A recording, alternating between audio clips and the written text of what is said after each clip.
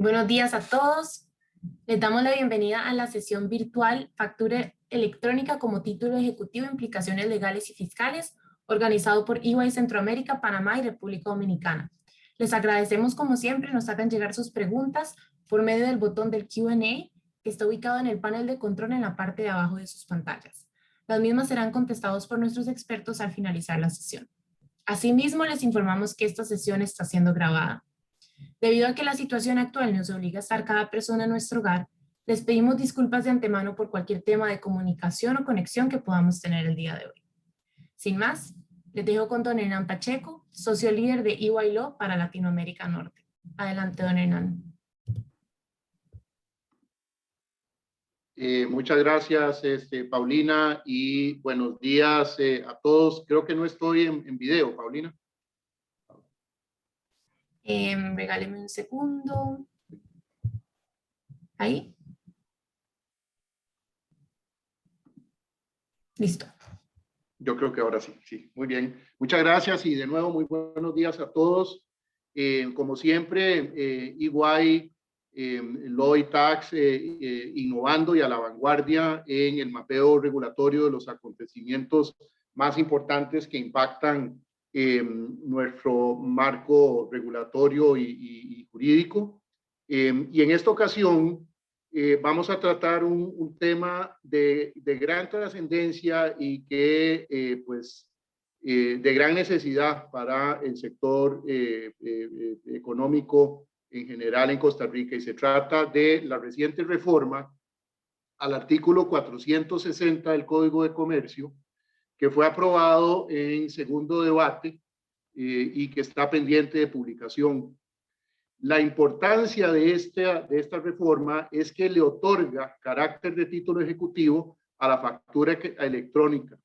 Y como todos sabemos, pues la factura electrónica es de uso obligatorio desde el año 2018, pero no se podían ejecutar estos documentos en un proceso monitorio debido a la ausencia de regulación específica y a las formalidades arcaicas que establecía la legislación para poder ejecutar un cobro en vía judicial sobre la base de facturas comerciales. Esta mañana contamos con un grupo de panelistas de lujo.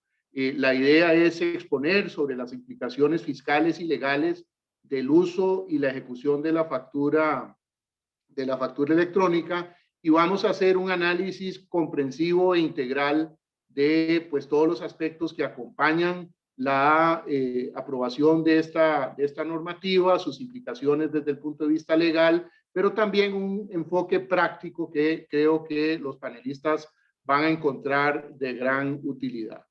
Como les decía, contamos esta mañana con un grupo fabuloso de panelistas, moderados por Ana Gabriela Sánchez Bellerman, que es la gerente de impuestos indirectos de EY Tax. Como panelistas tenemos a María Paula Solórzano, que es gerente del departamento de litigio de EY Law, Andrés Torres, que es senior de impuestos internacionales en EY Tax, y Rodrigo Pérez, que es senior del departamento de litigio de EY Law. Como avisó o informó Paulina, pueden dirigir sus preguntas utilizando el Q&A que está en la base de la herramienta. Esperamos que encuentren este evento de utilidad, y pues los dejo con Gabriela, nuestra moderadora esta mañana. Muy buenos días.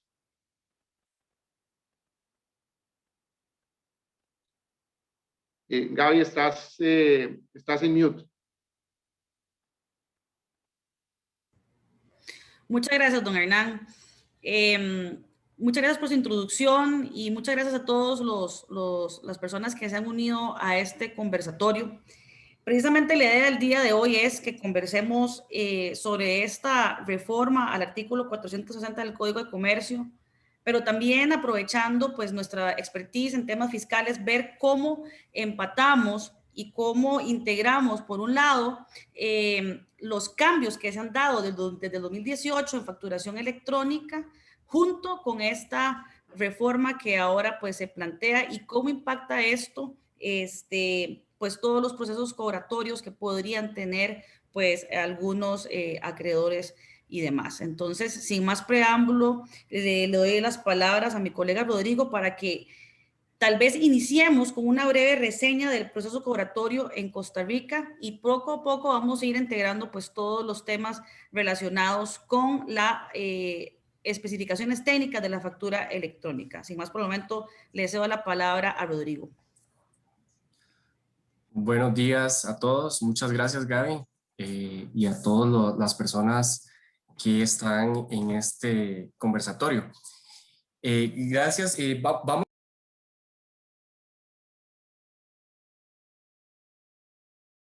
Rodrigo, estás en mute. Rodrigo, se te conectó el mute. Hola. ¿Me escuchan? Ahora sí.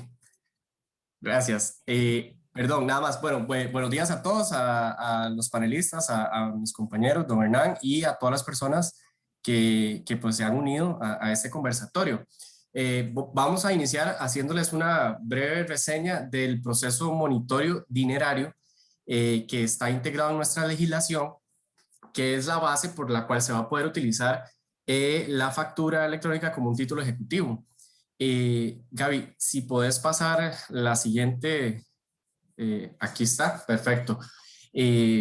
Vamos a ver, el proceso monitorio dinerario es un procedimiento, podemos decirlo, expedito, que está regulado en nuestro Código Procesal Civil a partir del artículo 111 y siguientes de dicha normativa. Y a partir de esta nos dice que para poder iniciar con un proceso monitorio dinerario necesitamos de documentos que cuenten con una obligación dineraria líquida y exigible. ¿Qué entendemos por líquida y exigible? Bueno, líquida en el sentido de que debe de materializarse un monto concreto y exigible en el sentido de que esta deuda, por decirlo de alguna forma, ya puede ser cobrada por el acreedor. O sea, ya pasó el plazo para yo poder ejecutar el título como tal. El artículo 111.2 establece una serie de documentos que cuentan con estas características o que en ellos se pueden encontrar estas características de una obligación líquida y exigible. Pero nos interesa ver el punto 7 que dice toda clase de documentos que por leyes especiales tengan fuerza ejecutiva. Entre estos, por ejemplo, están los pagarés, la letra de cambio y las facturas, precisamente. Estos tres documentos como tales están regulados en el Código de Comercio, cada uno con sus normas particulares. Ahora, regresando al proceso como tal, bueno, se presenta una demanda con base en este documento y se dice, bueno, el deudor debe tanto monto y se aporta el documento como tal, ¿verdad? Para que el juez revise que ese documento efectivamente es líquido y exigible y si concuerda con los requisitos procesales para darle curso, va a emitir lo que conocemos como la resolución intimatoria, que es la primera resolución que desde ya ordena al deudor el pago del capital, los intereses que hayan sido liquidados y los futuros que se puedan cobrar durante el proceso y además se condena a la parte, al deudor, a cubrir los honorarios profesionales y además los gastos que se hayan incurrido en el proceso. Esta misma resolución podría traer consigo una orden de embargo, dependiendo de lo que el actor pretenda, y ese embargo puede ser el capital más los intereses liquidados y además se puede embargar hasta un 50% adicional que como lo establece la ley.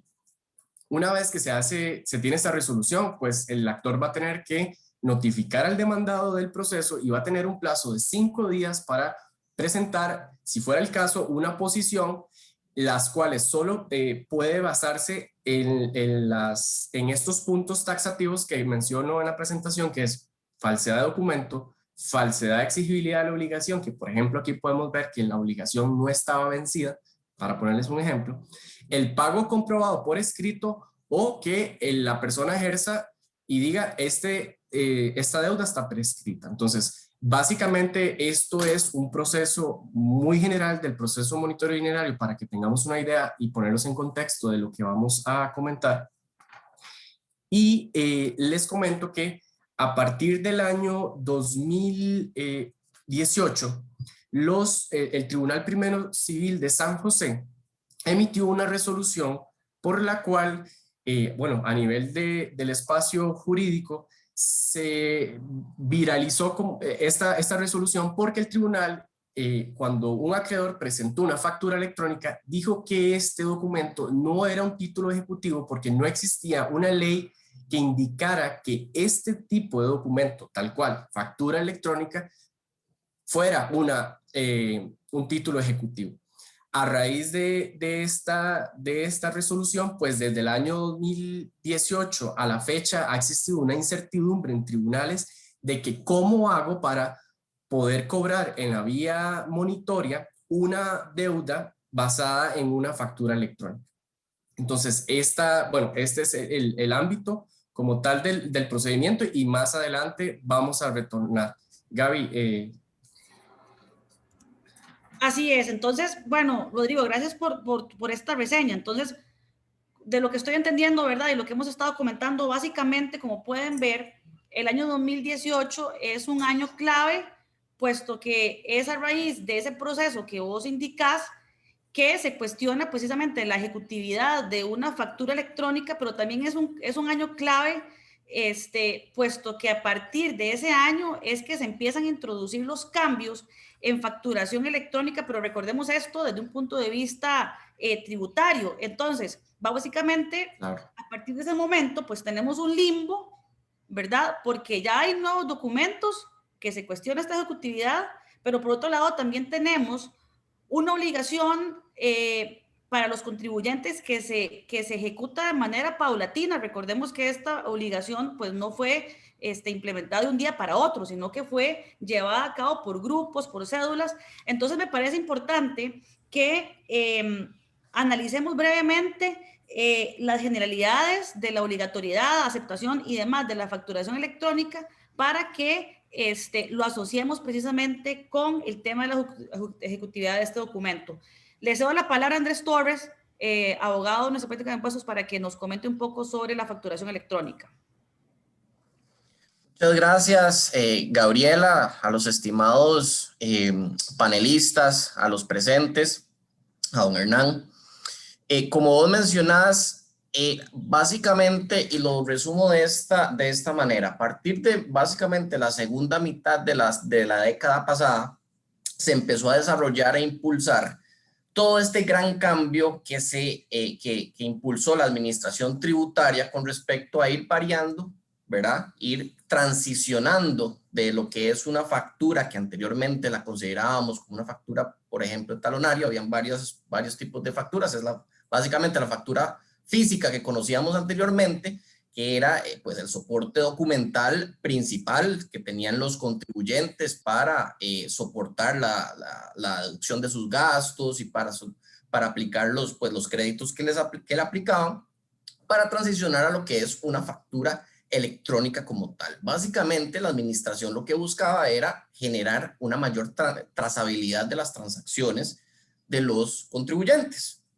Inició en el 2017 más o menos, donde comenzó el plan piloto, donde algunas pocas compañías pues podían, o contribuyentes podían pues iniciar dentro del plan piloto, emitir las primeras facturas electrónicas, mandar los documentos a la administración tributaria y pues iniciar.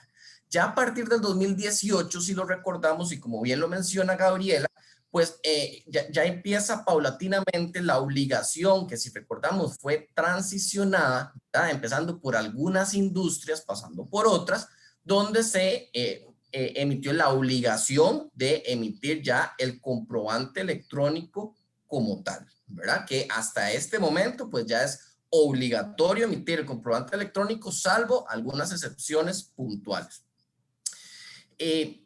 Desde el 2018 hasta acá ya han pasado, pues, ¿qué les digo? Pues prácticamente 3 años, 2 años, 3 años, y básicamente, pues, hemos transformado el sistema pues, madurado en la práctica, luego de que se han superado ciertos obstáculos ya desde un punto de vista de la práctica comercial normal de los contribuyentes. Fundamentalmente, el sistema de facturación electrónica como tal se encuentra regulado a través del reglamento de comprobantes electrónicos para fines tributarios, que regula básicamente el fondo de lo que es la factura electrónica o el comprobante electrónico de decir. Y por otro lado tenemos la resolución DGT-R-033-2019 que regula entre otros aspectos más prácticos de lo que es el comprobante electrónico, cuantos requisitos en cuanto a aspectos prácticos del mismo. Entonces, ¿a dónde estamos hoy? A prácticamente un gran porcentaje de los contribuyentes, para no decir el 100%, está en la obligación de emitir comprobantes electrónicos, salvo algunas excepciones como mencioné anteriormente.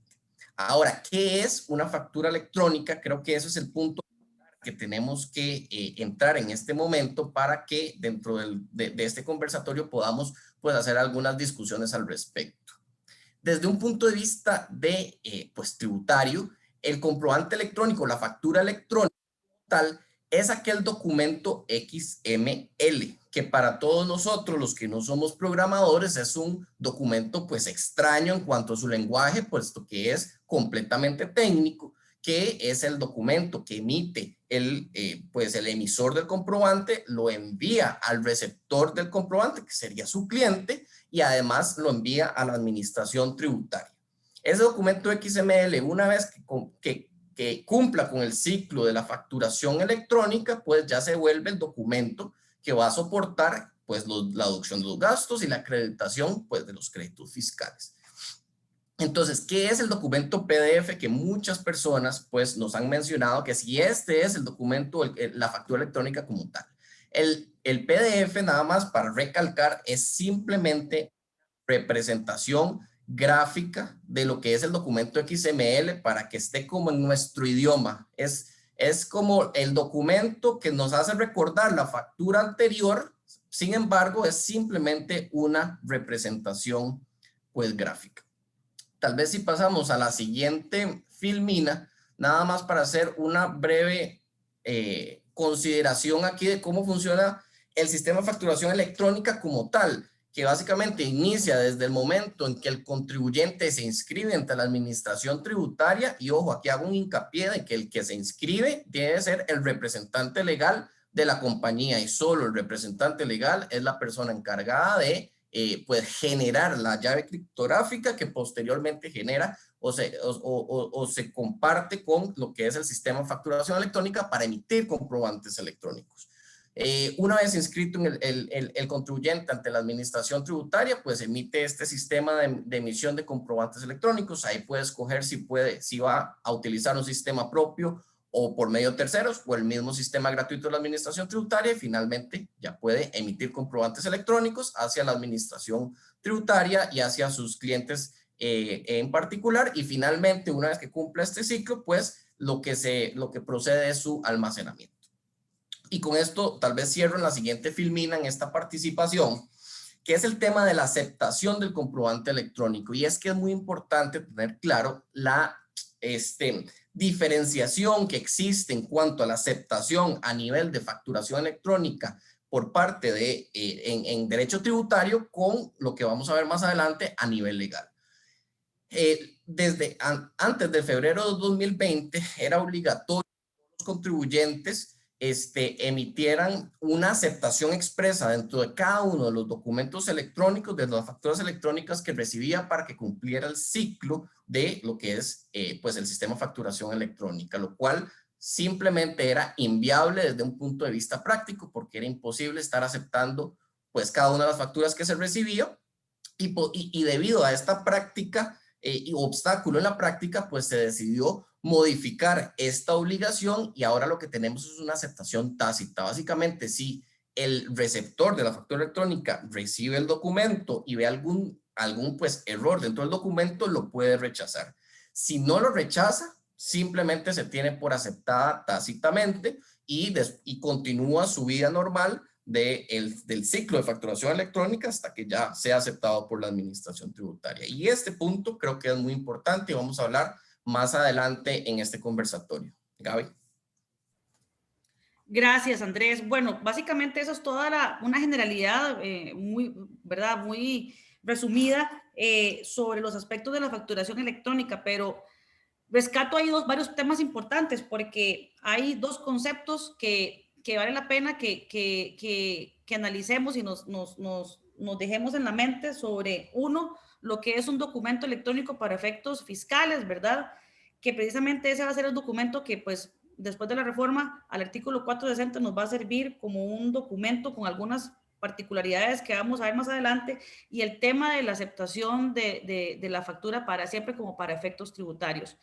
Creo que es importante que entonces, habiendo Andrés explicado esto, veamos entonces que además de toda esta situación que pasa para efectos tributarios, mi colega María Paula, pues entonces nos explique qué es lo que pasa y cuál es la motivación entonces de la reforma al artículo 460 desde un punto de vista legal, tomando como base precisamente también pues los aspectos de la factura desde un punto de vista fiscal.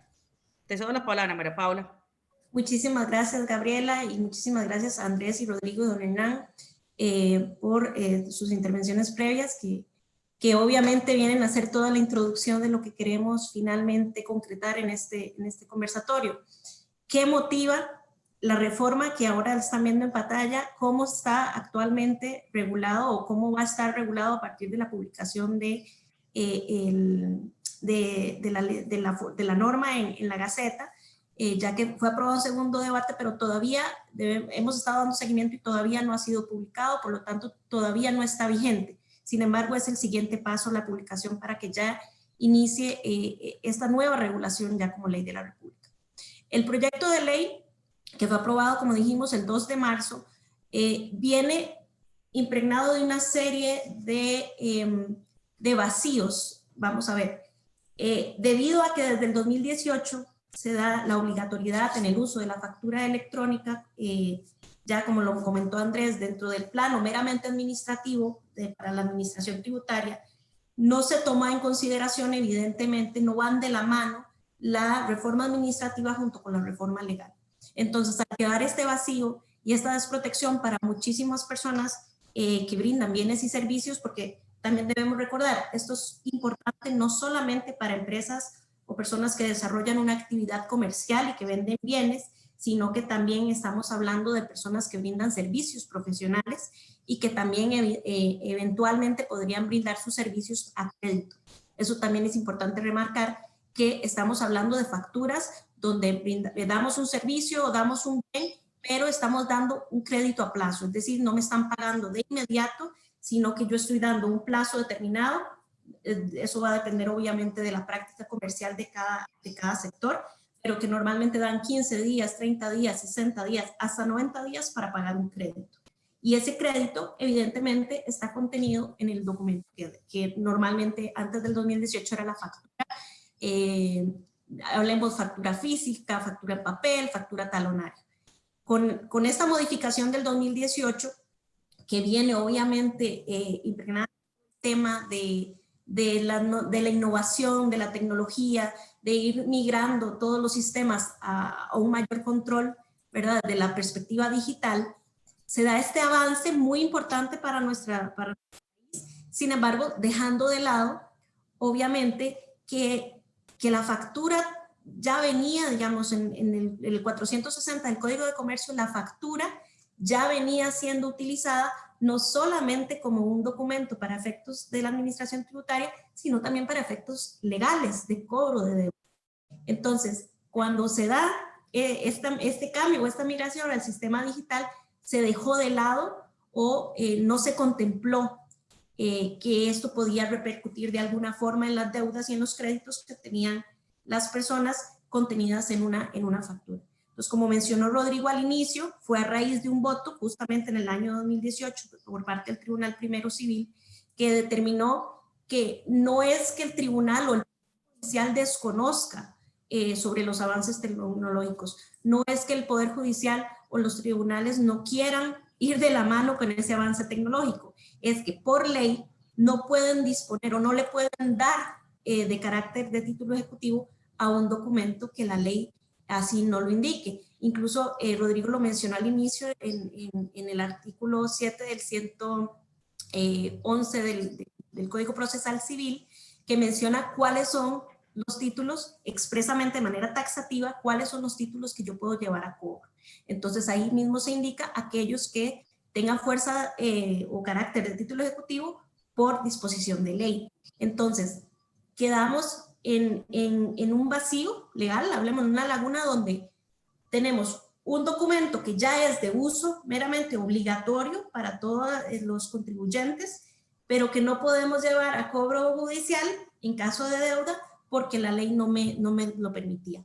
Eso es lo que motiva, en resumen, llevar a la Asamblea Legislativa la reforma del 460 del Código de Comercio para permitir la introducción de este tercer párrafo que ustedes están viendo en pantalla, donde dice, también será título la factura electrónica, es decir, que conste en documento digital, y esto es muy interesante y lo vamos a ver ahora con los nuevos requisitos cuando desglosemos cada uno de ellos para poder llevarlos a cobro, siempre y cuando cuente con la firma digital del comprador o su mandatario y también con el timbre fiscal. Aquí hay un tema importante, no es que la factura electrónica per se ya es título ejecutivo, sino que la misma normativa en su reforma me indica que tiene que tener también una serie de requisitos que son, bueno, y los ampliaremos más adelante, pero que son la firma del deudor, eso es algo que no ha cambiado, digamos, respecto a la factura que constaba antes en documento físico, solamente que ahora, de nuevo, migramos a un sistema digital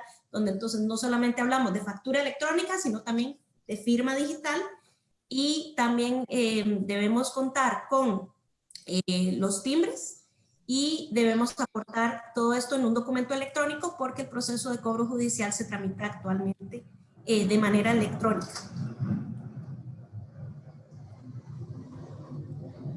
Gracias, María. Bueno, esta explicación pues básicamente nos lleva a una serie de, más bien de interrogantes, ¿verdad? Porque bien te entiendo que hay o sea, se incluye ahora pues el concepto ahora de lo que es la factura electrónica. Sin embargo, más bien ahora te devuelvo la pregunta a vos y creo que es la pregunta que tal vez nos estamos haciendo todas las personas que estamos hoy por hoy en este conversatorio. ¿Cómo se plantea la solución a este problema? ¿Cómo visualizan ustedes que están metidos de lleno en estos procesos cobratorios? ¿Cómo se traduce eso? ¿Estamos en un limbo? ¿Qué es lo que hay que hacer? ¿Hay alguna especie de buenas prácticas precisamente para tutelar pues, los derechos cobratorios que tiene pues, un acreedor? ¿Cómo se visualiza esto desde el punto de vista, no sé, hasta desde el punto de vista de los deudores, ¿verdad? En fin, no sé si nos ayudas a ampliar sobre esos interrogantes que más bien nos deja esta reforma, ¿verdad? Claro que sí. Incluso pienso que si ustedes han valorado la posibilidad de que esto incluso entonces deba nuevamente de llevarse al legislador para que esto pues de una sea corregido de una manera pues que sea práctica para el comercio. En fin, te cedo la palabra en esas interrogantes que más bien me genera esta reforma. Sí, Gaby, muchísimas gracias. Más bien, si podemos pasar a la siguiente filmina nada más para mostrar, ok, aquí están desglosados los requisitos y vamos a entrar a ver este tema que justamente consultas. Hay un tema importante y Andrés lo mencionaba antes, el tema de tenemos que diferenciar, ¿verdad? Ahí está, el tema de toda la tramitación, administrativa ante la administración tributaria, todo lo que consiste, digamos, el documento, el formato del documento, cómo se acepta el documento, cómo se tramita el documento con relación a la administración tributaria, con relación a nuestros clientes. Es importante hacer la diferenciación que a nivel legal estamos hablando de cosas diferentes. Empezando porque, mientras que en la parte administrativa hablamos de un documento XML, la ley habla de la factura electrónica. Pero aquí de lo que estamos hablando, lo que el juez va a esperar o está esperando recibir es la representación gráfica de la factura. Entonces estamos hablando de un documento PDF, el famoso PDF que conocemos. Eso es lo que vamos a entender como factura electrónica para efectos de presentar un cobro judicial. Tal vez para ver ese tema sobre si se va a reformar o no se va a reformar más adelante el tema de este artículo, vamos a entrar a ver cada uno de los requisitos que entonces va a implicar en la práctica llevar a cobro judicial una factura electrónica, para después entrar un poco a esa crítica que nosotros a lo interno hemos hecho, que entendemos que será la práctica y será la forma en que resuelvan los tribunales de justicia lo que va a determinar si esta reforma cumple con todas las necesidades que tenemos. Nuestro criterio es que no, nuestro criterio es que definitivamente falta algo que permita que el comercio sea mucho más ágil, ¿verdad? Porque estamos de acuerdo en que es un tema, es un primer paso, ¿verdad? Para poder iniciar con los temas cobratorios de facturas electrónicas. Sin embargo, nos parece que hay que considerar un poco más cómo funciona en la práctica el tema comercial. Bueno, entonces, como primer requisito, como vimos anteriormente en el artículo, la reforma del artículo 460, lo primero que debemos contar para llevar a cobro una deuda es contar con la factura electrónica original. Entonces, estamos hablando no del XML desde la perspectiva administrativa, como ya mencionamos, sino que estamos hablando de la representación gráfica de esa factura, que es el PDF. Entonces, yo tengo que tener un PDF donde conste una factura electrónica emitida a crédito y que, como indicó Rodrigo al inicio también, ya se encuentra vencida. Es decir, ya pasó la fecha que la persona tenía para pagarme.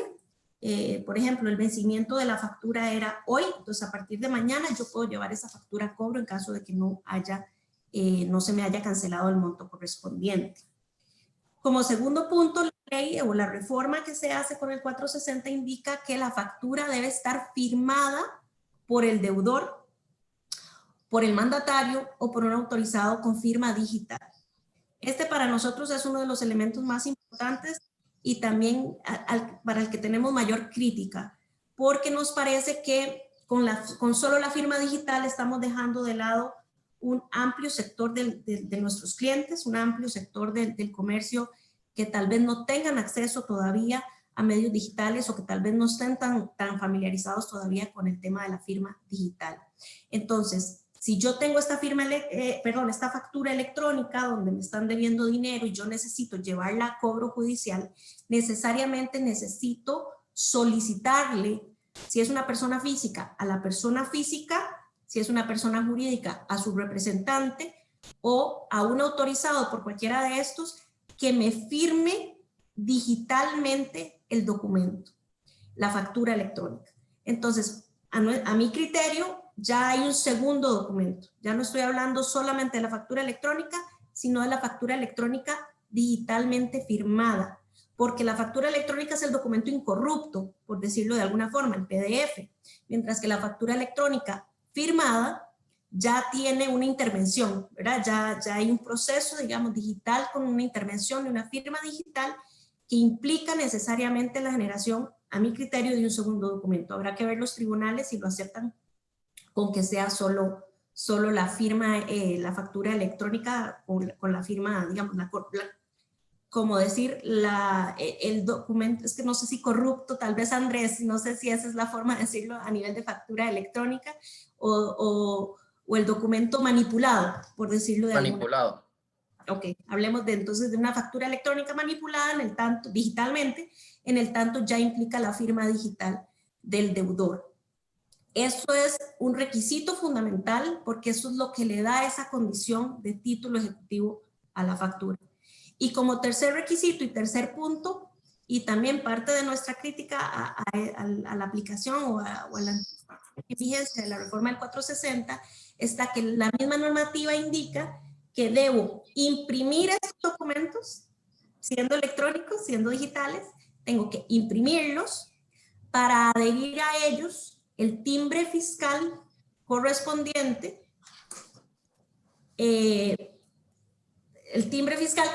a la factura electrónica, para volver a hacer, para escanearlo, para generar otro PDF, porque al final de cuentas todos los procesos monitorios de cobro judicial son digitales. Entonces yo necesito ya sea que lo presento en línea en el sistema del Poder Judicial, o que lo presente en tribunales, va a ser escaneado y se va a manejar de manera electrónica. Entonces, ¿cuáles son los requisitos en resumen para que aplique la reforma y en qué consiste la aplicación de la reforma? Que si tengo una factura electrónica por bienes o servicios, me adeudan el dinero contenido indicado en la factura, yo tengo que tener el documento original electrónico, la factura electrónica, tengo que solicitar al que me debe el dinero, que me la firme digitalmente, a su representante o a un autorizado, que también esto es importante, la ley no, esta vez no, antes decía autorizado por escrito y con la reforma simplemente dice debidamente autorizado, entonces habrá que ver si a través de un documento adicional se hace la autorización, se otorga un poder a esta persona para que firme en representación del deudor. Y como tercer punto, tengo que imprimir estos documentos, adherir el timbre fiscal, el entero bancario o los timbres en especie para los que todavía los consiguen en alguna parte, porque ahora normalmente los enteros de timbres fiscales se compran en enteros bancarios, adherirlo a estos documentos y volverlo a escanear para subirlo junto con la demanda en el proceso monitorio e iniciar así el proceso cobratorio. Tal vez, María Paula, aquí intervengo luego de tu intervención para dar un par de comentarios con respecto a lo que estás diciendo, ya un poco más de crítica hacia esta reforma. Punto número uno que vos hablaste, uno de los puntos que hablaste fue de que se entiende básicamente que el PDF es la factura electrónica, ¿verdad? Que desde el punto de vista de mi mundo tributario, por lo menos, lo que nosotros entendemos como factura electrónica, como lo mencioné anteriormente, es el documento XML, ¿verdad? Y eso es lo que a nosotros, dentro de este mundo, consideramos como el documento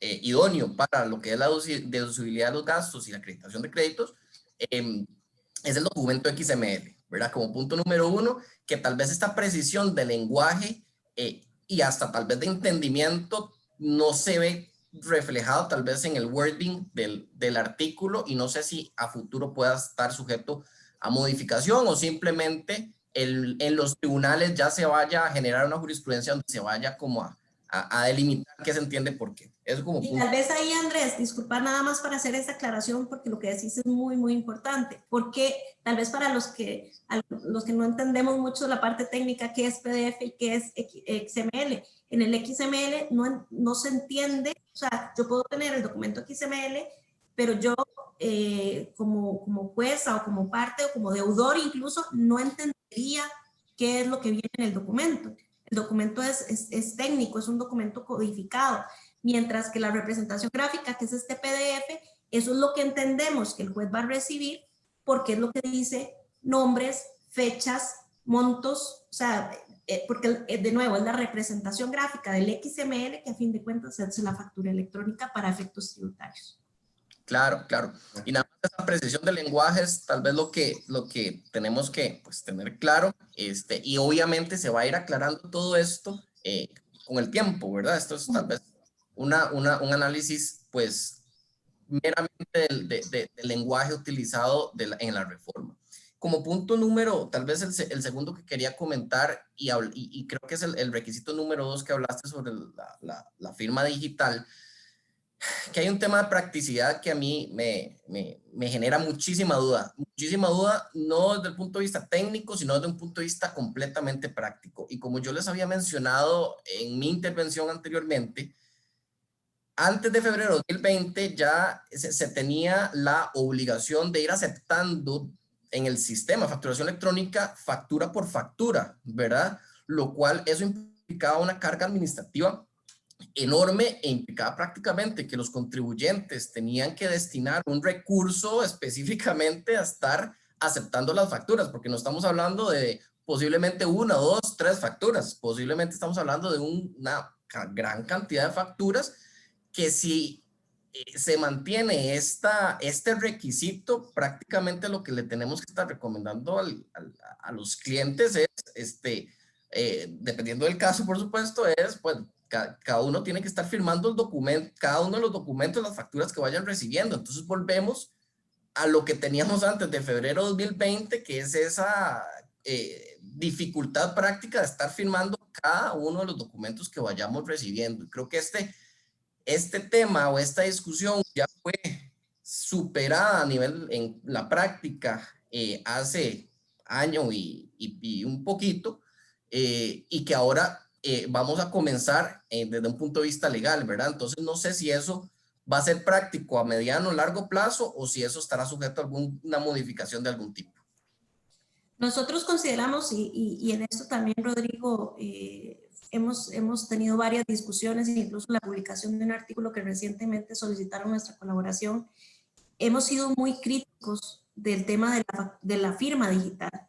Como mencionaba al inicio, para mí hay un gran sector que yo sé que la idea de la administración es impulsar que todo el mundo cuente con la firma digital eventualmente.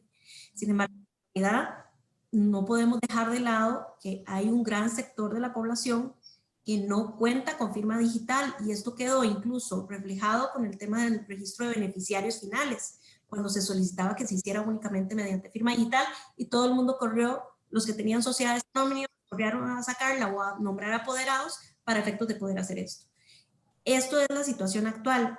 No hay, o sea, de hecho desconozco los números, pero no sé cuál es la proporción de la población que adquiere servicios y que adquiere bienes que tienen factura electrónica, factura digital. Eso por una parte. A mi criterio también queda otro sector por fuera, que son los clientes extranjeros. ¿Qué sucede con las personas que tienen facturas de crédito porque le dan servicios o porque le brindan bienes a extranjeros, empresas extranjeras? Estas tampoco pueden contar con firma digital, en el tanto la firma digital, entiendo, es para nacional. Entonces, tenemos ese tema que es una crítica muy fuerte que tenemos, que es que para efectos de la dinámica comercial, a menos que sean casos muy concretos, por ejemplo, que hice una venta, qué sé yo, de un vehículo, de algún tema a crédito, ¿verdad? De un monto grande, importante, donde el acuerdo entre el comprador y el vendedor, o entre el prestador del servicio y el deudor es ese, ¿verdad? Ok, yo le doy a usted este documento, ahí viene la deuda, por favor fírmenlo digitalmente y me lo envía. A menos que haya ese acuerdo por un contrato específico, la otra cara, que es la que vos mencionás, que es la de la practicidad, la del día a día, la del comercio, la de esta gente que tiene tal vez líneas de crédito con otras empresas y, no sé, emiten cientos de facturas al mes, y facturas pequeñas, ¿verdad? Porque pienso, por ejemplo, en ejemplos de personas, de empresas constructoras, que tienen estas líneas de crédito, por ejemplo, con ferreterías o con almacenes, etcétera, y que basta una llamada por la confianza que se tiene para decir, mira, mándame tanta cantidad de tornillos, tanta cantidad de puertas. Entonces, cada eso genera, el día a día en un proyecto genera varias facturas, y facturas pequeñas. O sea, yo veo poco práctico, y esa es nuestra crítica, mandarle 100 facturas a final de mes o 30 facturas a final de mes a un deudor y decirle, mire, me las puede firmar digitalmente y devolvérmelas. Simplemente, y tampoco no hay ningún imperativo de ley que obligue al deudor a hacerlo. O sea, yo puedo solicitárselo, pero tampoco no hay ningún imperativo de ley que diga, el deudor está obligado a firmar. Si el deudor no lo quiere firmar, simplemente no me responde, me dice, no, mire, esto es poco práctico, yo no puedo estar firmando digitalmente esto, después arreglamos.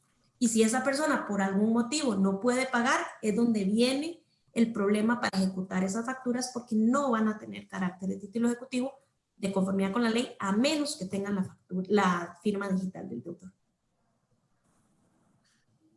María Paula, tal vez te interrumpo un segundo para intervenir y hacer una aclaración en el sentido de que debemos de tener claro que el documento que pareciera que la ley está solicitando que sea incorporado como firma es la firma digital que conocemos y que para efectos prácticos de todos es cuando tenemos la firma que el banco nos ha entregado, ¿verdad? Y es una firma que se inserta, que cuenta con nuestras características, que va a indicar que se firmó, que fue en una fecha en específica que se hizo inclusive en un lugar, y ese sería de conformidad con la ley de certificados y firmas digitales y documentos electrónicos, que sería el documento que debe estar ahí.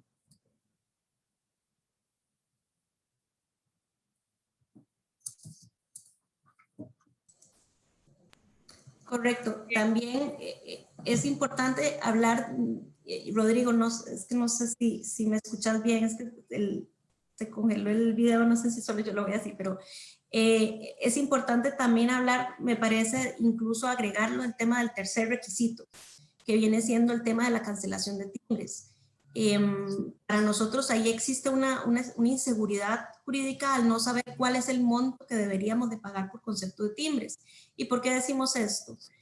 Mucho antes de la reforma del 460, ya se había hecho una exoneración al pago de timbres de la factura, en el tanto el artículo hacía referencia al pago de timbres, o sea que para efectos de la factura se calculaban los timbres equivalentes a los timbres para el pagaré. Y el pagaré se encuentra exento de pago de timbres desde la emisión de la ley de mercado de valores. Por lo tanto, consideramos que los timbres también, los timbres fiscales para efectos de ejecución de una factura, también la factura se encontraría exonerada. Entonces, no, para nuestros efectos creemos que hay un tema de inseguridad jurídica, en el tanto no entendemos qué quiso decir el legislador con imprimir la factura, pegar los timbres, cuál sería ese monto, con base en qué podemos hacer el cálculo del monto de los timbres, como hemos dicho, porque sigue haciendo referencia a que es equivalente al monto que se pagaría por un pagaré. Con eso, de lo que me comentabas inicialmente, esa es como cada uno de los requisitos, digamos, los hemos desglosado, cada uno de los requisitos que vienen con la reforma y nuestra crítica a cada uno de ellos, que como me mencionabas al inicio, vemos que va a haber otra reforma, vemos que va a haber otro cambio. Bueno, evidentemente esto dependerá mucho de la agenda y de los intereses de la Asamblea Legislativa. Sin embargo, al igual que como comentó Andrés, sucedió en sede administrativa con las modificaciones que se hicieron a la forma de aceptación de la factura y otros temas, creemos que va a ser hasta que llegue la práctica y cómo vayan desarrollando los tribunales de cobro judicial estos temas, que podremos ver si hay una necesidad, que creemos que sí, porque no va de la mano con el dinamismo comercial o con la agilidad comercial que se requiere para efectos de cobrar. Entonces, las empresas o las personas que brinden servicios actualmente consideramos que tendrán que acudir, en caso de que no cuenten con estos requisitos, tendrán que acudir a otros documentos que tengan naturaleza de título ejecutivo para poder cobrar sus deudas en procesos monitorios. Sí, de acuerdo, definitivamente, de cada proceso o cada cobro se deberá analizar básicamente caso por caso, ¿verdad? O sea, respecto a montos, aceptaciones, en fin, creo que definitivamente hay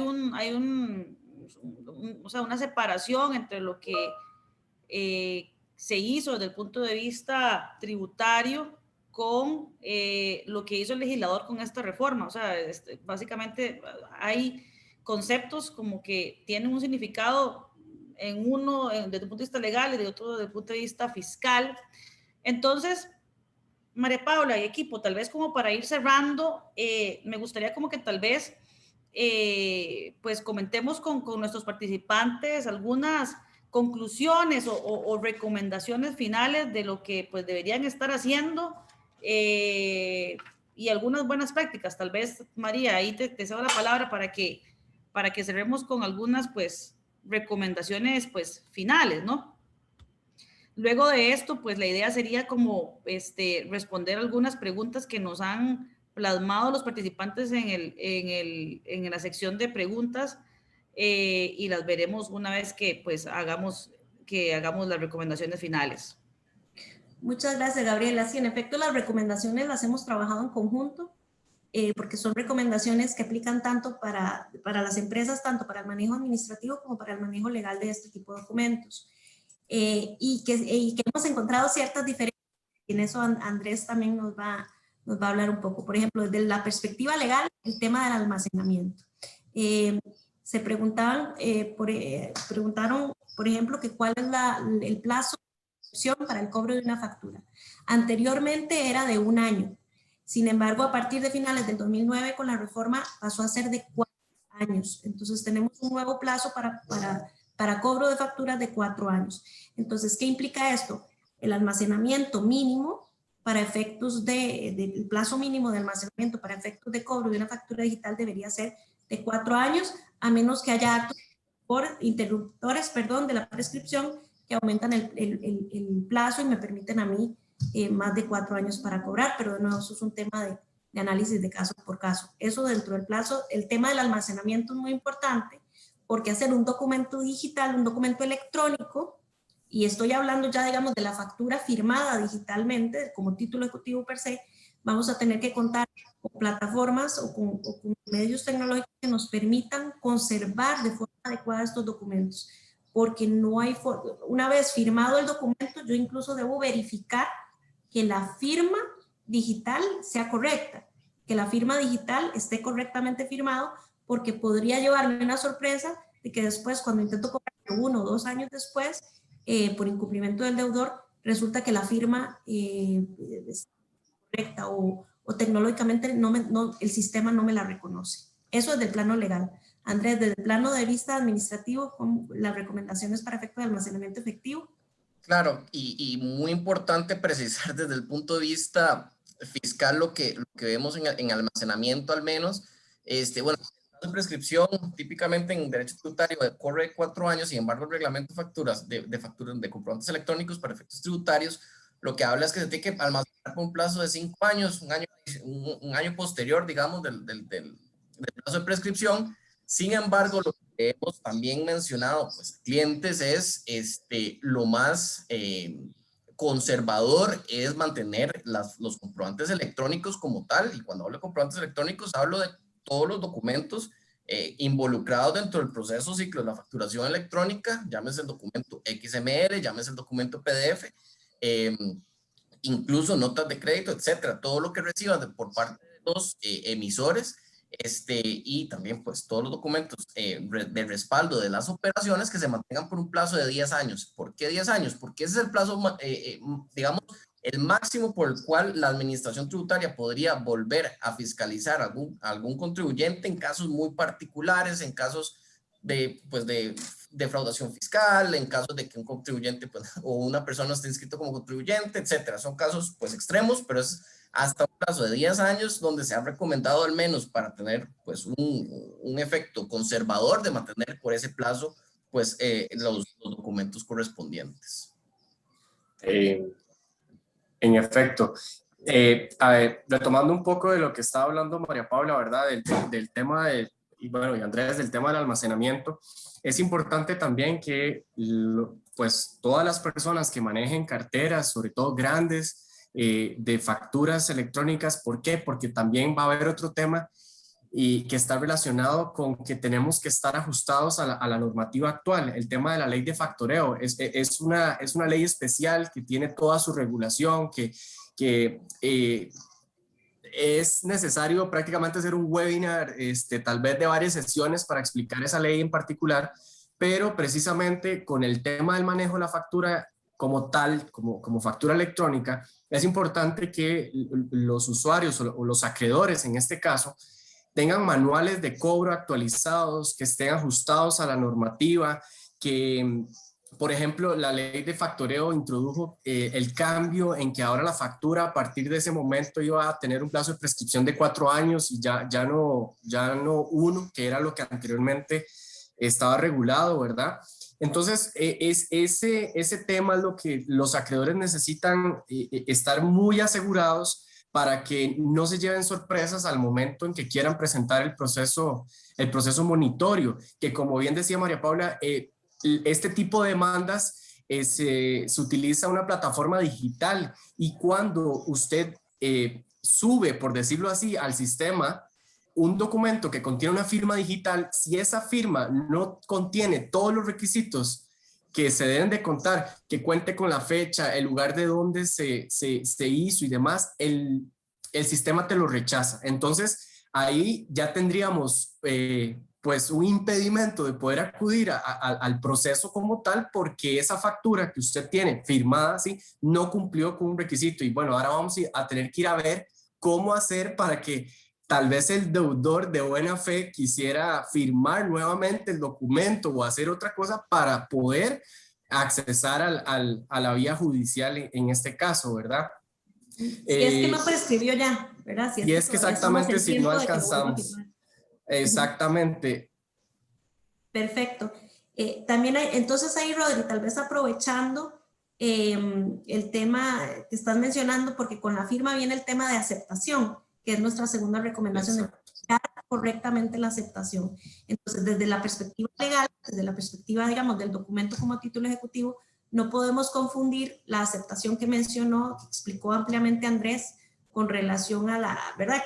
Es una aceptación tácita cuando yo no rechazo la factura, sino que en este caso yo necesito tener una aceptación expresa, que es la firma digital, y que de nuevo, aunque sea poco práctico, es lo que la ley nos exige. Entonces, siempre tener muy claro que el hecho de que yo tenga una factura de crédito almacenada en un sistema seguro y demás, no quiere decir que yo pueda llevarla a cobro judicial. Necesito, por requisito de ley, por norma, necesito que haya una aceptación expresa en el documento con la firma digital del deudor. Y tal vez ahí el tema, nada más retomar para no hacer esa diferenciación, ¿verdad? Lo que conversábamos sobre la diferencia entre la aceptación legal y fiscal. En nuestro caso debe ser expresa mediante la firma digital. Y nada más desde el punto de vista fiscal, como lo habíamos mencionado, básicamente como desde febrero de 2020 a la fecha, pues se aplica una aceptación tácita. No sé si en algún momento puede ser considerada por parte de los legisladores en la práctica cuando ya se vaya pues desarrollando todo este tema, o vamos a mantener esa aceptación expresa que actualmente se exige y que es a través pues de la famosa firma digital del deudor. Correcto. Bueno, como otros puntos de recomendación, como lo indicaba Rodrigo, obviamente las empresas, nuestra recomendación es buscar la asesoría correspondiente si no saben cómo manejarlo a lo interno de sus empresas para efectos de ajustarse a esta normativa aplicable. Nosotros damos las recomendaciones a nivel interno, a nivel de departamentos de cobro, de cómo deben manejarse el almacenamiento, cómo podemos corroborar que la firma digital es correcta en los casos en que cuenten con la firma, cómo hacer interrupciones del plazo de inscripción, que son muy importantes, porque a veces llegan, tenemos clientes que lastimosamente nos dicen, mira, es que tengo esta deuda, está en esta factura, pero bueno, ya la factura ya prescribió, entonces no hay forma de cobrarla por esta vía. Lo que comentaba Rodrigo, ¿verdad? De los manuales de cobro que también preparamos para las empresas. Y los otros medios de garantía, eso a nivel legal es muy importante porque no queremos ser portadores de malas noticias o de ser negativos. No es que si yo no tengo con la firma digital ya yo no puedo cobrar algo. No se trata de eso. Se trata de buscar cuál es. Entonces en la práctica, como comentábamos Andrés y yo previamente, si no es práctico, definitivamente, que tengamos a nuestro cliente pidiéndole cada cierto día de cierta cantidad de facturas, podemos utilizar otras figuras. Podemos utilizar letras de cambio, podemos utilizar pagarés, podemos utilizar contratos de crédito, etcétera, que nos permitan eventualmente llevar a cobro estos procesos en caso de incumplimiento. Y no dejando de lado, por supuesto, que existen otras opciones judiciales para hacer el cobro que no resultan tan expeditas como un proceso monitorio, pero que no, tampoco representan un impedimento a la justicia para que las personas puedan hacer su cobro, que son procesos ordinarios o crear los títulos ejecutivos a través de una prueba de confesional anticipada, llevando al deudor para que reconozca las facturas, en este caso incluso podrían ser electrónicas, que nos adeudan. Eso en cuanto a las recomendaciones legales.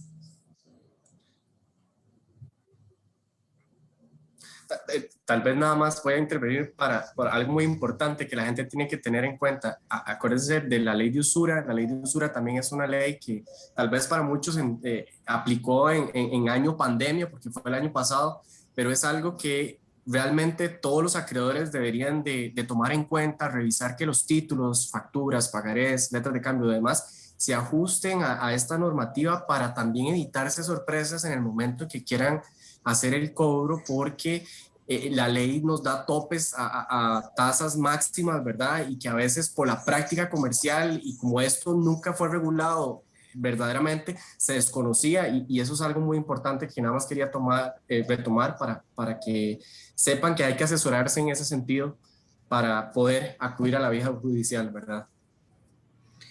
Muchísimas gracias, tanto María Paula, Rodrigo y Andrés, por estas recomendaciones tan valiosas. Espero que pues a nuestros participantes pues tomen nota de esto, de estas buenas prácticas. Ahora pues ya hemos finalizado pues la discusión sobre este tema tan relevante. Ahorita lo que vamos a hacer es, yo voy a dejar aquí en la siguiente filmina nuestra información de contacto en caso de que pues ahorita no tengan alguna duda, pero que más adelante pues si les surge alguna consulta relacionada a este tema pues nos puedan escribir y con todo gusto pues los guiaremos. Tenemos varias preguntas en el Q&A. Vamos a ir respondiendo pues las que nos dé tiempo de abarcar. Y precisamente pues la idea es que se vayan a su casa con estas dudas pues debidamente abarcadas. En primer lugar nos pregunta, hay preguntas que son de naturaleza fiscal y otra naturaleza legal. Ahí pues las voy a ir dividiendo. Si hay alguno que quiera pues responder alguna, pues me dice. Esta me parece que esta sería para Andrés. Karen Varela nos pregunta que si hay alguna forma de anular una factura sin que esto incluya hacerlo por medio de una nota de crédito y refacturar. Bueno, eso es un muy buen punto y a esto me remito a lo que dice el reglamento de facturación electrónica, de comprobantes electrónicos, lo que te indica y también hace referencia a la resolución DGT-R-033-2019, te establece que la nota de crédito como tal es el documento idóneo para anular o modificar los efectos fiscales y contables del comprobante electrónico como tal. Entonces, si la pregunta es si hay alguna forma que no sea a través de la nota de crédito para anular la factura, pues la práctica y lo que dice el reglamento es que se tiene que hacer a través de la nota de crédito. Y si se debe refacturar dependerá de si lo que se realiza es una anulación completa del comprobante electrónico adicional, que recordemos, la nota de crédito nace con relación a el comprobante a la factura electrónica como tal, ¿verdad? No existe sin la relación con la factura electrónica. Entonces, si lo que hace es anular los efectos completos de la factura electrónica, pues lo procedente es emitir comprobante la nota de crédito y posteriormente refacturar con ya la información correcta. Si lo que ocurre es una anulación o una modificación parcial de algunos de los elementos de la factura, pues no es necesario la refacturación como tal. Gracias, Andrés. La siguiente pregunta, y creo que también es de naturaleza de facturación electrónica, nos pregunta Miguel Figueroa si es posible que un contribuyente tenga dos proveedores o plataformas de facturación diferentes. Además indica Miguel si esto es posible, ¿hay algún cambio que deba hacerse como sucursal o algún dato en particular? Bueno, recordemos que en el momento que yo me inscribo como contribuyente, cuando yo presento esa D140, ¿verdad?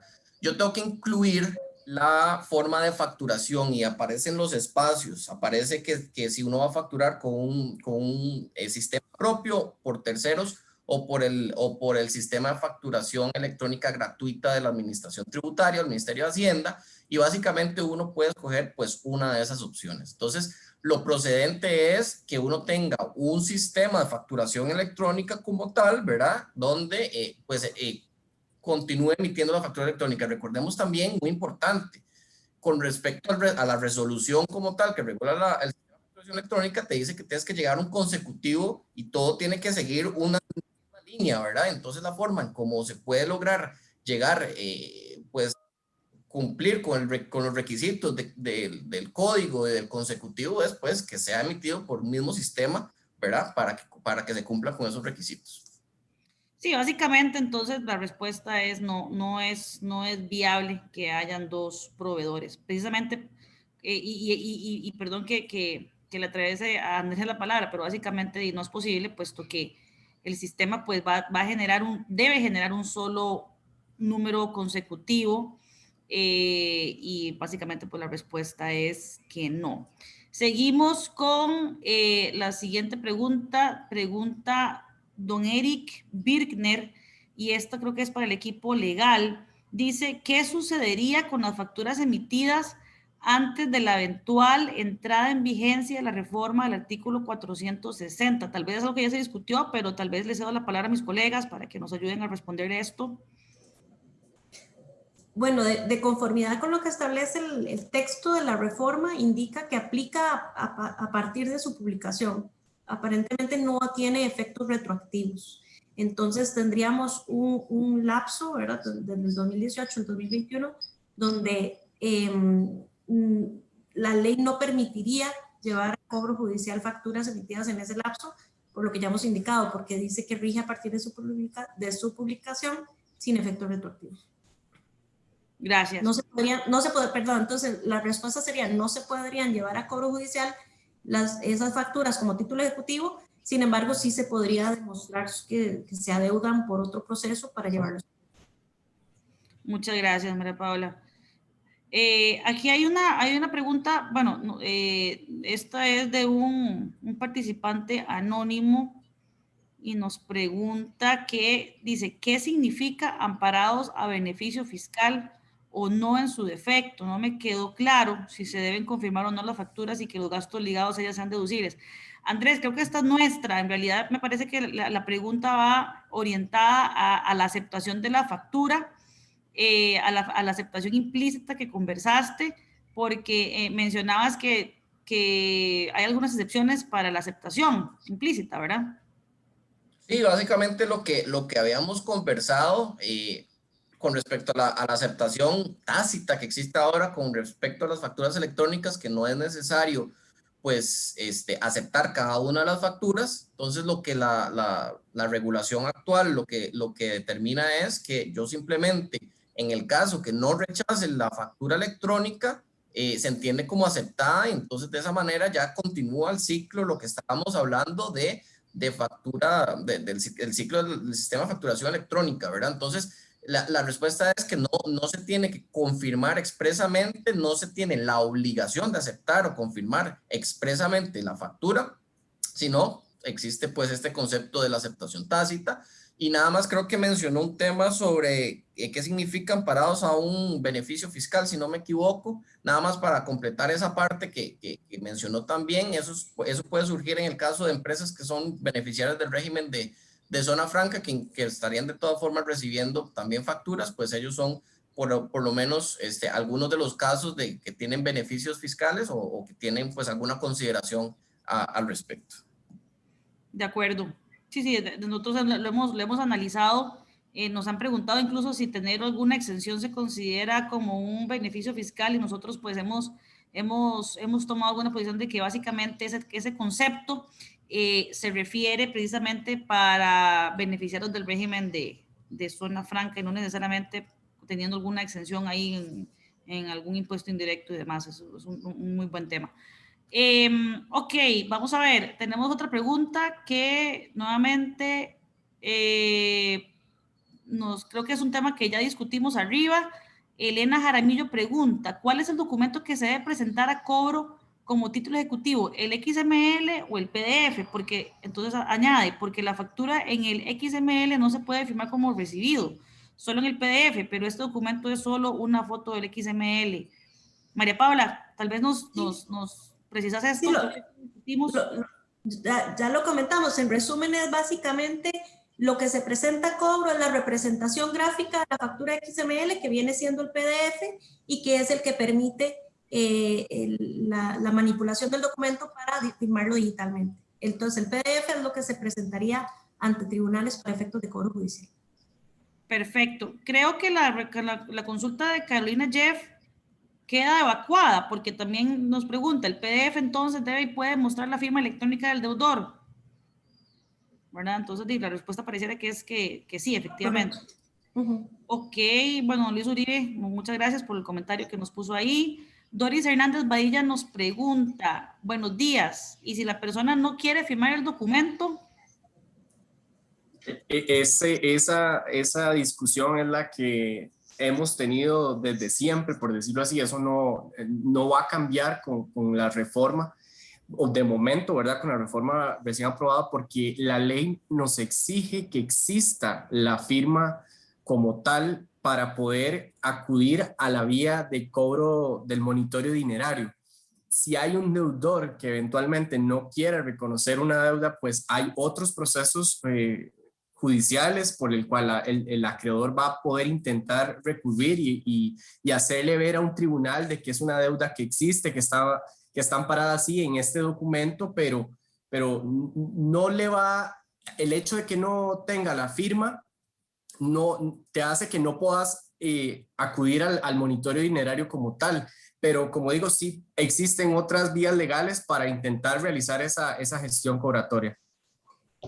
Tal vez para agregar rápidamente, al final esto va a tener como el carácter de contratación. O sea, es una aceptación que el deudor hace, por lo tanto tiene que ser voluntariamente firmar el documento. Entonces, dependemos de la buena fe de los deudores para firmar la factura. De acuerdo. Me parece que también la siguiente pregunta que está en el Q&A de un participante anónimo queda también, por ende, respondida. Después, don Eduardo Rojas pregunta, y creo que eso es para el equipo legal, ¿el tema del mandatario o de la persona debidamente autorizada no cambia con esta reforma? Y perdón, y añade don Eduardo Rojas, ¿sería válido que el deudor imprima el PDF? Bueno, eso ya lo creo que lo respondimos. No es válida la impresión y firma física, porque la ley, en cuanto a factura electrónica, ¿verdad? Ajá. Porque expresamente la norma indica debe contar con firma digital. Y no, lo único que cambia con respecto al deudor, mandatario o representante autorizado es que la norma anteriormente hablaba de autorizado por escrito y ahora eliminó esa segunda parte del por escrito y únicamente indica mandatario debidamente autorizado. Entonces serán los tribunales y la creatividad de los acreedores los que determinen cómo sería esa autorización. Se me ocurre un documento aparte, una carta firmada, un poder especial, un correo electrónico, algo que podamos demostrar que el deudor o la empresa deudora autorizó. Igual sigue siendo por escrito, pero sí, o sea, eso no ha cambiado. De acuerdo, muy bien, entonces damos por respondida esa pregunta. Kembly Ver está tocando un tema que, bueno, creo que es un tema de discusión, pero dice, ¿en qué se basan los jueces para decir si está debidamente firmada físicamente por un autorizado? Adiciona, es decir, alguna persona de bodega que reciba la factura física en el momento en que entregamos la mercadería, ¿con qué criterio puede decir si ese bodeguero está autorizado para recibir ese producto? Pero ahí estamos hablando de factura física, ¿verdad? Sí, está hablando ella de factura física. Sí, esa práctica era lo que normalmente sucedía y tenemos, ¿verdad?, varios clientes que anteriormente tuvieron problemas precisamente por esta situación. O sea, quien llevaba normalmente la factura era quien entregaba la mercadería, por decirlo así, y tal vez la persona el que recibe es el que firmaba y ya. La ley anteriormente, ¿verdad?, como está actual, lo que dice es que esto tenía que, para que se acepte una firma válida para que el documento se considere un título ejecutivo de alguien que no sea propiamente el deudor o un representante de la compañía como tal, ¿verdad?, tenía que estar por escrito autorizado de previo a. Entonces, para acudir a un proceso, cuando se presentaban situaciones de esto, era obligación presentar el documento y además presentar presentar la factura y presentar el documento donde el deudor autorizaba a X y Y persona, ¿verdad?, a firmar las facturas como tales. Eso se mantenía. La reforma, como ahorita se aprobó, lo que indica es simplemente que la persona tiene que estar autorizada. No nos dice que debe hacer por escrito. Entonces, eso es lo que va a ampliar, son las posibilidades de que por qué medio voy a poder comprobar de que efectivamente esa persona que recibió esa mercadería, pues en dado caso a quien le llegó la factura electrónica, ¿verdad?, compruebe de que está autorizado para firmarla. Entonces, aquí se nos va a abrir una gama amplia y va a ser a lo que los tribunales empiecen a considerar si, por ejemplo, inclusive por un mensaje de texto donde se diga que X persona está autorizada o por un correo electrónico, ¿verdad? Algún medio por el cual se compruebe con anterioridad de que esa persona está autorizada para recibir esa factura. Muchas gracias, Rodrigo. Bueno, siguiendo aquí con las preguntas, hay dos preguntas que, bueno, en realidad de lo que hemos escuchado hoy genera muchísima discusión y tal vez no quisiera que duráramos mucho en estas preguntas porque precisamente son temas que podemos durar pues 1000 horas conversando esto, pero vean esta pregunta que nos hace Jonathan Bermúdez. ¿Qué papel juega en esto? Que el cliente ante tributación no hace un rechazo a la factura en el tiempo establecido para este proceso, por lo cual se establece como aceptada ante tributación. Pregunta, ¿esto no debería sustituir la firma del documento electrónico porque hay una aceptación del cliente ante Hacienda? Un temazo, ¿verdad? Definitivamente. Tal vez, Gaby, un comentario súper rápido. Como decís vos, es un tema que podemos durar muchísimo tiempo discutiendo y te anticipo, esa tesis es la que yo hasta el momento he compartido en lo que llevamos de revisar esta reforma, de que ya existe un proceso de aceptación establecido desde el 2018 que empezó la facturación electrónica, pero desde el 2020 que ya se estableció cómo va a ser el proceso de aceptación, ¿verdad? Pero el tema de fondo es que es una aceptación tácita y tal vez en este momento, como está reformado el artículo, pues está exigiendo, y aquí tal vez María Paula me corrige, de que lo que se exige es una aceptación expresa en este momento como está reformado el artículo, que es lo que yo he venido diciendo que puede generar un gasto administrativo o volver a tener un gasto administrativo de lo que teníamos en el a inicios de 2020 para atrás, ¿verdad? Que es volver hacia lo que estábamos antes. Para mí debería ser completamente normal volver a tener ese tipo de aceptación para evitar varios puntos. Uno, el tema que hablaban los compañeros de legal de que no hay una norma establecida que exija al deudor a firmar el documento, y dos, el tema de la practicidad. Pero eso ya es un tema que se tendrá que ir viendo con el tiempo y ver cuál es la voluntad del legislador y cómo se va a ir interpretando a nivel de los tribunales de justicia. Y tal vez ahí, Andrés, para agregar justamente el tema de la practicidad es lo más importante, o sea, cómo hacemos para que sea práctico, ¿verdad? Para el comercio poder eventualmente ejecutar sus facturas o sus deudas. El problema es que jurídicamente hablando, la naturaleza del título ejecutivo tiene ciertas características. Y mencionando lo que hablas, digamos, de que mientras en la parte administrativa, ya lo mencionamos, hay una aceptación tácita, en la parte legal tiene que haber una aceptación expresa. De conformidad con el 431 del Código de Comercio se exige incluso, o sea, se demuestran las obligaciones mercantiles por facturas firmadas. Entonces, con la reforma, lo que se intenta es introducir el medio tecnológico, ¿verdad? Ir de la mano o migrar a este sistema tecnológico digital para efectos de, pues por lo menos, no dejar ese limbo, ¿verdad? Del que hablamos, de donde la factura electrónica no se podía cobrar porque no tenía la naturaleza de título ejecutivo. Pero lastimosamente el requisito sigue estando. Para que el título, para que la factura sea considerada título ejecutivo, debe contar con firma digital, y esa aceptación expresa es la que permite llevarlo a cobro. La aceptación tácita de la administración es para efectos fiscales, pero no para efectos legales de cobratorios. Correcto. Vean que, bueno, aquí Daniel Vargas Azofeifa pues emite, es una especie de comentario pregunta, pero dice, buenos días, hubiera esperado una reforma en la que la aceptación del cliente de la factura electrónica ante la tributación diera por válido el documento como un documento ejecutivo. Tal vez María, bueno, excelente comentario don Daniel, básicamente eso sintetiza toda la discusión que estamos teniendo, pero tal vez nos amplías un poco porque entiendo que incluso hubo un proyecto, ¿verdad?, que en algún momento y no fue el que precisamente el legislador escogió para darle trámite y estamos ahorita en esta situación, ¿verdad? Sí. Nos comentas un poco, María.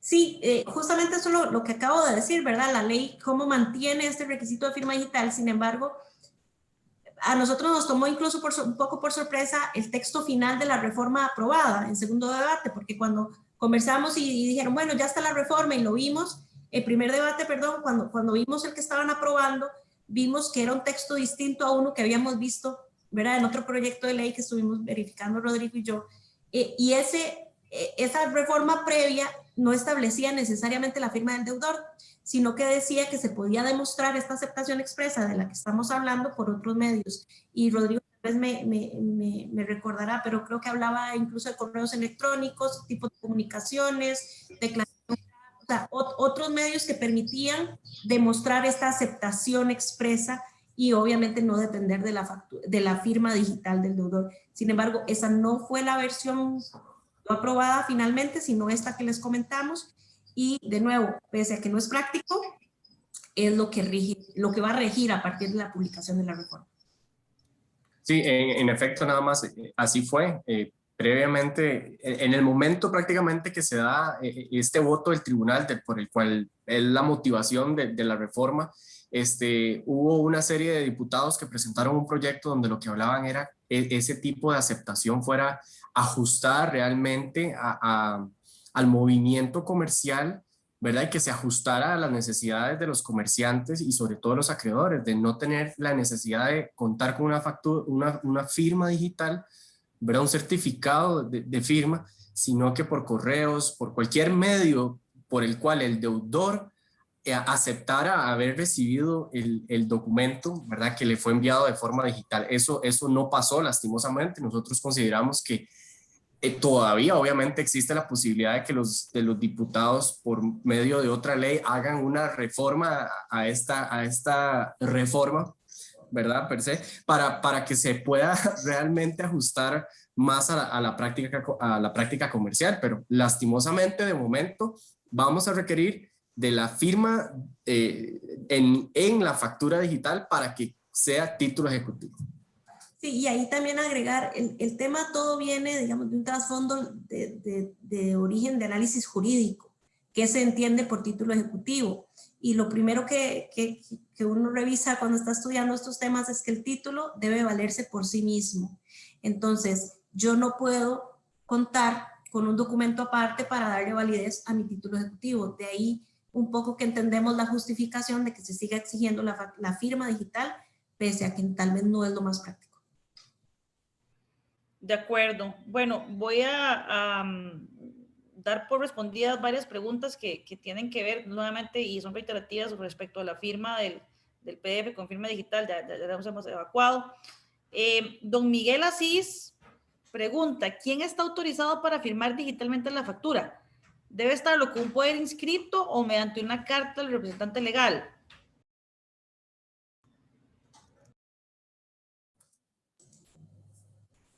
Dale, si quieres, Rodrigo, yo... Ok, vamos a ver, la ley en la forma en que está redactada lo que indica es que, volvemos al tema, es una persona que tenga que estar autorizada. Entonces, partimos del hecho de que previo a la firma de esa persona tiene que existir una comunicación expresa donde un representante de la compañía, ¿verdad?, autorice a un tercero a poder firmarla. Ahora, en caso de compañías jurídicas, pues tiene que ser la firma de una persona que cuente con las facultades legales de esa sociedad, de esa empresa, para poder otorgar, literal, poder firmar un título de esta categoría con un poder que le alcance, ¿verdad? Estamos hablando de un poder generalísimo. Inclusive podríamos evaluar en un caso en particular, que se emita un poder especial para dicho efecto, o sea, para firmar la factura número 17, se autoriza fulanito de tal, ¿verdad? Y eso es algo que el acreedor va a tener que tener en sus manos para poder demostrar a nivel judicial de que esa persona está autorizada. Sí, repasar rápidamente. Entonces, entendemos por deudor que podría ser persona física, ¿verdad? Yo en mi condición personal soy deudora, entonces yo firmo digitalmente. Una empresa, entonces los representantes legales que constan de conformidad con la personería jurídica inscrita debidamente en el registro público. O, como tercer punto, un mandatario, un autorizado. De nuevo, la norma eliminó la frase de por escrito, sin embargo, sigue siendo la mejor forma de demostrar que este tercero me está firmando el documento por instrucción del deudor. Entonces, sí, puede ser un poder, si está inscrito mucho mejor, pero debe ser expresamente indicado que es para firmar, si no es representante legal, que es para firmar la factura. Como dice Rodrigo, si se puede hacer incluso por indicación expresa, todavía mejor, o para firmar facturas en general por la empresa. Perfecto. Don Luis Uribe, bueno, nos hace una pregunta de cesión. Dice, para el caso de cesión, ¿esta cesión de las facturas se podría hacer en su forma digital o la factura requiere ser llevada a su forma representativa PDF para luego cumplir con las etapas que han descrito y hacer la cesión con la certeza de tener un proceso ejecutivo? ¿Queda clara la pregunta o tal vez le solicitamos a don Luis que nos aclare el planteamiento de su consulta?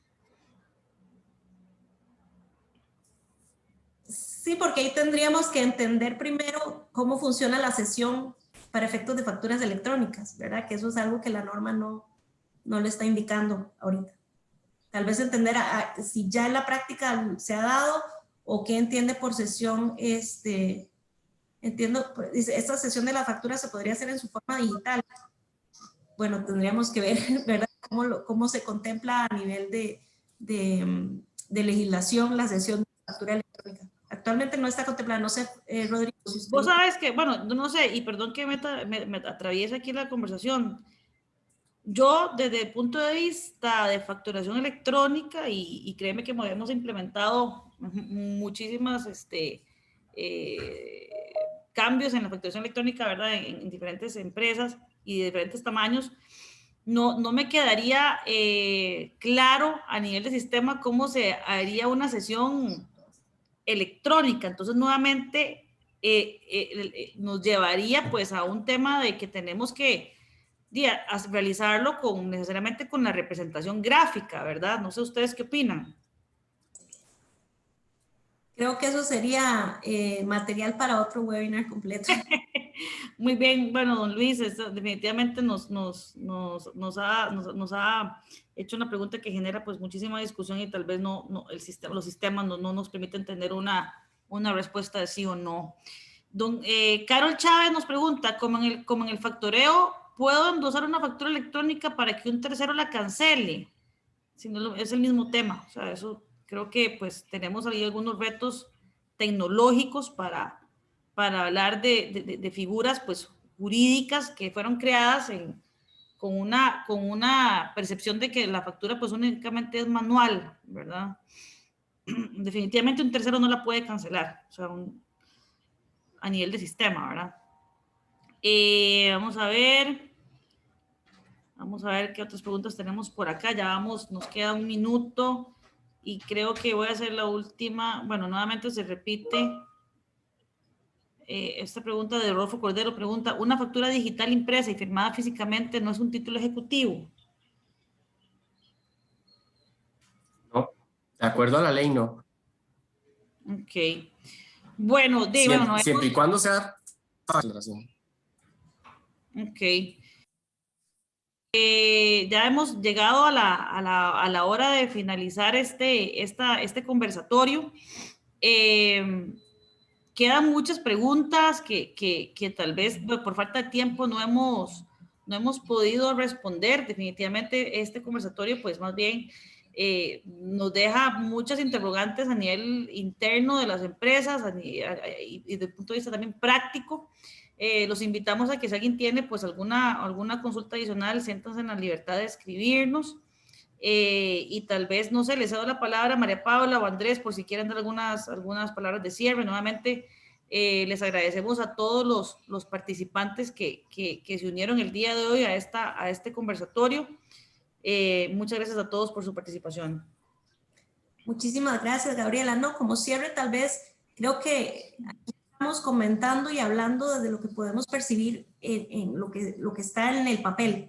Será la práctica, ¿verdad? Cuando iniciemos con cobros de cartera, con la figura de la factura electrónica debidamente firmada, que podamos dar tal vez más luz o más ejemplos a la práctica en sí de cómo lo van a interpretar los juzgados, cómo lo van a manejar, cómo van a resolver y si eso va a llevar o no a una eventual reforma, una nueva reforma de cómo está planteado ahorita. Sin duda vamos a dar seguimiento a esto, vamos a estar detrás de lo que resuelvan los tribunales y eventualmente podríamos estar ampliando el tema ya con la experiencia, ¿verdad? Una vez que empiece a regir la reforma. Y finalmente, tal vez, Gaby, para ir cerrando, por supuesto agradecerle a todos los presentes por otorgarnos su tiempo y poderles, pues, explicar algunos de los temas que hemos venido trabajando desde hace bastante tiempo y que hemos estado, pues, analizando, tal vez si salen con algunas dudas, pues es posiblemente precisamente por lo que estamos desarrollando, porque por la reforma como tal ha generado, pues, sus dudas, por supuesto, y la hemos estado revisando y continuarán completa pues revisión a ver cómo es que se va a ir desarrollando este tema. Pero muchísimas gracias por su tiempo y esperamos cualquier consulta, con muchísimo gusto la podemos atender. Muchas gracias, hasta luego. Yo quisiera, muchas gracias, hasta luego. Hasta luego. Nos vemos. Gracias.